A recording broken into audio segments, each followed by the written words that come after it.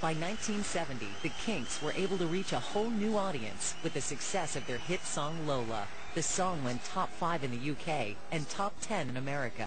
When I was in college, Lola came out, and it was like, the Kinks? They're still around? And, I didn't even know they still existed. With the ban in America lifted, the Kinks were ready to hit the American road again. The story of the Kinks in the 1970s is the story of Ray's attempt to claw back the success in America that he felt had been deprived him in the 1960s.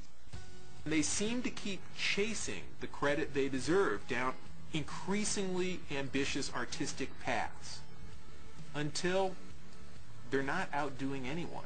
They're not outdoing themselves. Lola was a huge hit single, but writing hit singles were becoming few and far between for Ray. What you find as a result of that is that the Kinks LPs throughout the 1970s are a very uneven listening experience. It's almost like Ray doesn't want to write hit singles. Lola's success was followed by a string of 6 poorly received albums. Muswell Hillbillies, Everybody's in Showbiz, Preservation Act 1, Preservation Act 2, Soap Opera, and Schoolboys in Disgrace. So for me, there's only one thing that I want to be assured of. Are you interested in getting back to writing songs that we can get played on the radio? Because without that, you really can't sell albums. Clive Davis, one of the recording industry's most influential executives, begins the Americanization of the Kinks. Clive Davis, I thought, was one of the best things to happen to the Kinks. And that was a very good period, I think. And it helped Ray sort of become a bit less sort of up his own arse. When we got together, we had much greater success in the United States than they were able to enjoy in the UK. Arista Records got a hold of it and said, you should really be a big arena act.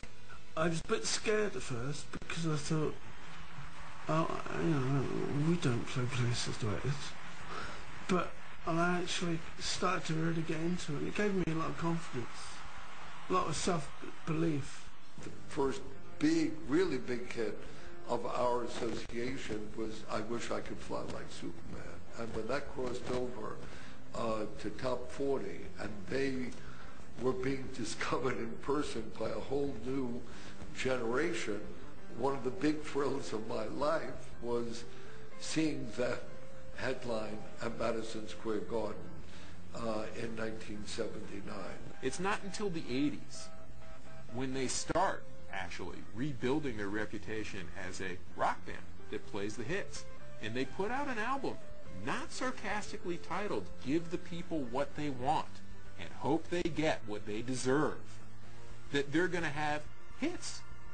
18,000 fans to see the Kinks and screaming for them as the show began. And of course, by the time the show was over, that magic came through, and it was one of the great, memorable shows that I remember. In 1990, the Kinks were made part of American music royalty when they were inducted into the Rock and Roll Hall of Fame. As soon as they were eligible, they were inducted. It was great. Pete Townsend inducting them. Perfect. I didn't like that at first, but then I thought, well, hey, we should be in it. There's all these other people in it, and why not? And I thought, okay, we should be in it. Thank you. Throughout this period, however, Ray and Dave's love-hate relationship continued to make the band a dysfunctional family. They were always like that. They were always like it.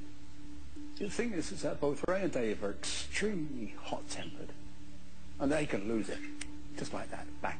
All Kinks music is all grown out of family and love and emotions and all the experiences. They've had fights on stage. They've, he said things that he probably thought were jokes on stage, but were, really incredibly cruel. It is love-hate to some extent.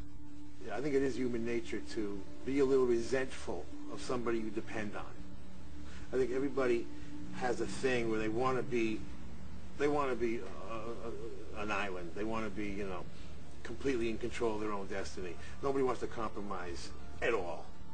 Of course I love Ray. Absolutely. Unequivocally.